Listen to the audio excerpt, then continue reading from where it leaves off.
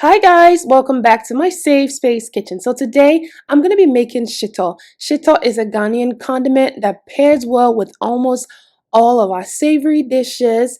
It is simply delicious. It takes a little time to make, but trust me, it is worth every minute. But in the meantime, if this is your first time coming across my page, a warm welcome to you. Thank you for stopping by. While you're here, hit on that subscribe button and hit on the notification bell so you don't miss another video, because trust me, we're having a lot of fun here and you definitely don't want to miss out. Now let's get into this recipe.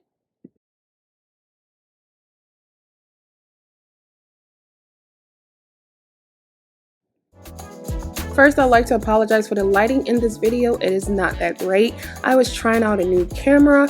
At the time, it looked fine, but then when I uploaded it to my computer, it didn't look good. But here we are. We live, we learn, we move. Okay? So here I have some fresh pepper, fresh Scott bonnet pepper. Then I have my onions. I also have some dried Scotch bonnet pepper, super spicy. This sauce is spicy. Be ready to cough, okay? Here I have some fresh garlic and I have my ginger paste. This is just my homemade ginger paste, really just regular ginger. I clean it up and I blend it with water and I freeze it for when I need it. Here I have some fish powder and I also have some dried shrimp. Now you can get shrimp powder as well from the African market or wherever you do your shopping. I just happen to have this. I got this from Ghana, so I'm just simply going to go ahead and grind it, and that's what I'm going to use. On this tray, I have some spices. I have some cloves, some salim, some West African nutmeg, some fennel seed, some anise seed, you know, just more spices. I will list everything in the description down below, but this sauce requires a lot of spices, okay? And then here I have some shrimp seasoning as well, completely optional. You don't need it. You can do with just salt, and that's completely fine. And here I have my tomato paste. These are the major ingredients that I'm going to be using in this particular recipe. If I make any adjustments, I will list it, okay? So now let's get into this cooking. So the next thing that I do is I go ahead and grind my dried shrimp and set that aside.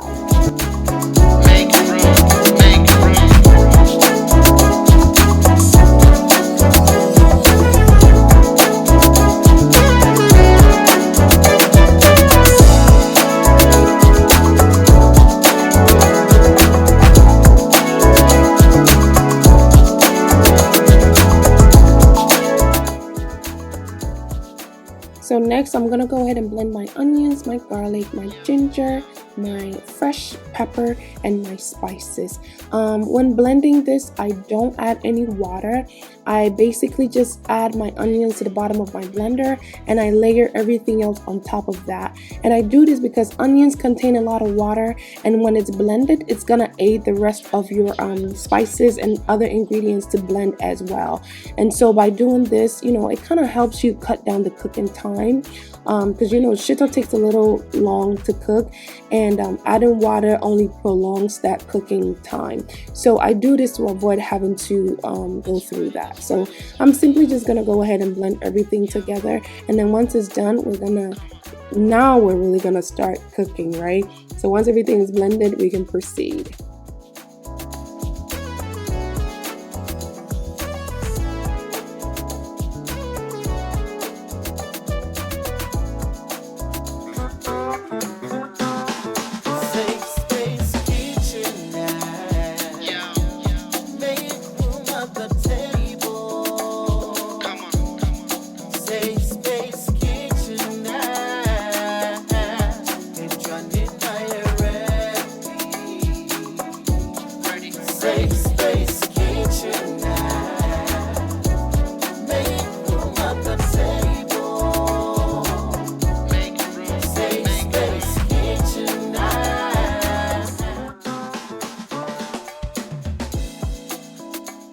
So in my pot, I'm gonna go ahead and add my oil, but I will be using old oil. This oil, I had previously used it to fry some chicken, and so that's what I'm going to be using.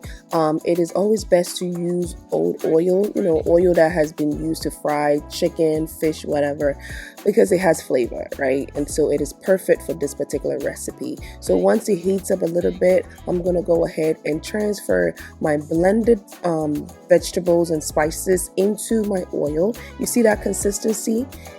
I get this consistency because I didn't add water, right? And so once it's added, I go ahead and make sure it is nice and well combined, and then I simply just let this cook. I'm going to cook this on medium heat for about 30 minutes.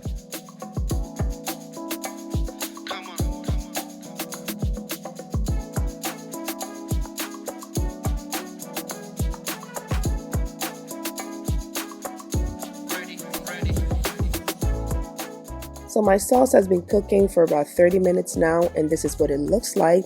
While making shito, you definitely want to stir it from time to time, because if you don't, it will stick to the bottom and it might end up burning, and you definitely don't want that. So every 15 minutes or so, just give it a nice stir and make sure that it is cooking evenly and it's cooking to perfection. So here I go ahead and check up on it, and then I just cover it up again and just let it cook for another 30 minutes.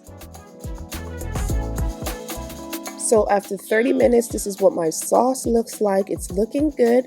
As you can see, it's changed color, and that's completely fine. So the next thing that I'm going to do is I'm going to go ahead and add my dried pepper, and then just kind of mix it in really well to make sure it is nice and well incorporated.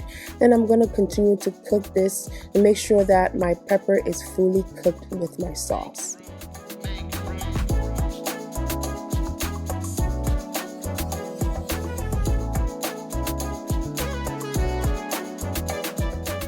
So my sauce has been cooking for about 15 minutes, and this is what it looks like. It's looking really good. And so the next thing that I'm going to do is I'm going to go ahead and add my tomato paste. I prefer tomato paste in my shito because I think it balances everything out. I know some people don't like to add tomato paste in their shito. I think that shito is really, really spicy, and adding a little bit of tomato paste really balances everything out, especially for me because I like to eat my shito with like rice, yams, plantains. Sometimes I'll just eat it like that, and so adding a little bit of tomato sauce gives it that sweet taste, and so it balances everything out for me. So I'm gonna go ahead and just cover this up and let it cook for another 15 minutes, and then we can proceed to add the rest of our ingredients. So at this stage, if you are vegan and you want to try to make this sauce, then this will be the end for you. You would adjust your seasonings and spices and let it cook for a little bit, and then that's it. But for us non-vegans, this is the time to add your fish powder and your shrimp powder. Now once the shrimp and the fish powder is added, you're going to notice that a lot of the oil will be sucked up, right? That is the nature of shito. It requires a lot of oil, and that is the way to preserve it. So once I add my fish and my shrimp powder, I'm gonna add a lot more oil to my sauce and then continue to let it cook. And I know you're gonna watch this and say that's a lot of oil, but if you don't add the oil, your shito is gonna go bad. Okay, this is a way that we preserve shito. Even if you put it in a regular refrigerator and you don't have oil on top of it, it will become moldy. Okay, so you definitely don't want that. So you need that oil to preserve it. This is how we preserve it back home. If you don't have a refrigerator, for those of us who went to boarding school, the oil is what keeps it fresh for however long that we stay in boarding school. So if you're in boarding school for 6 months or 4 months or however long you're there, the oil is what keeps it fresh in your cupboard. Chop box, I'm sorry. But yes, this is the way that we preserve it. So don't be alarmed by the oil, because trust me, you need it. And once it's done cooking, you're not even going to notice that it has that much oil, because again, the shito will soak up a lot of the oil and it wouldn't even be noticeable. But again, the oil is needed if you want to preserve your shito.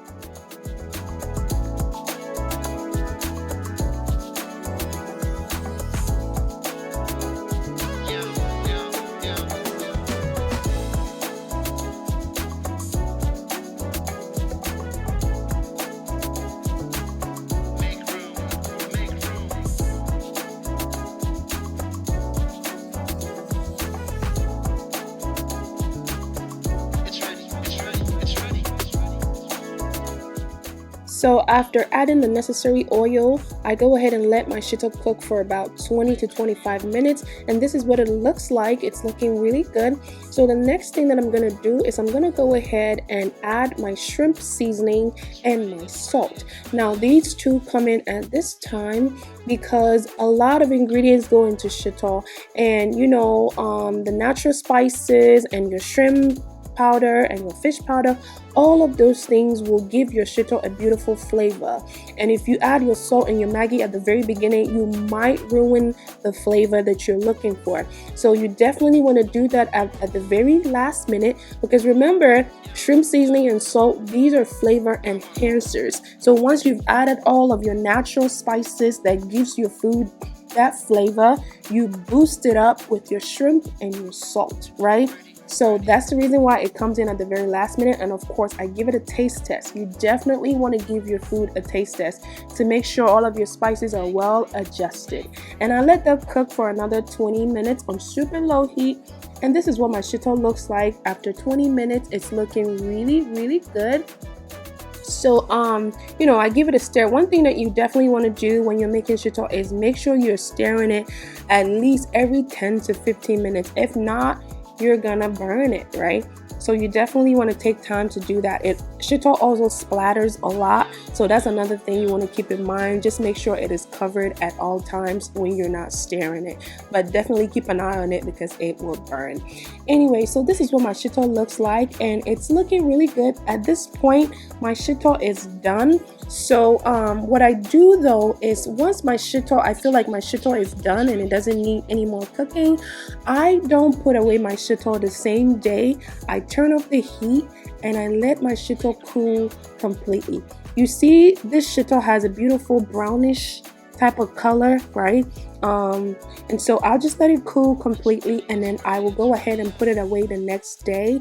I do this because once the shito has cooled completely, I feel like the shito gets a different color. It becomes more darker, and I feel like the flavors are more intense. So once my shito is done, I go ahead and turn it off, and then I let it cool completely. Then I put it away the next day. So I'll show you guys what I'm talking about in my next I guess as the video goes along.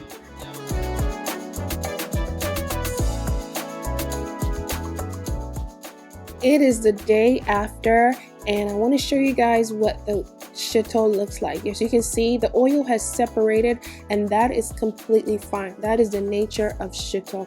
So the color has definitely intensified. It is a lot darker than what it was yesterday, and so that's one of the reasons why I definitely leave my shito overnight.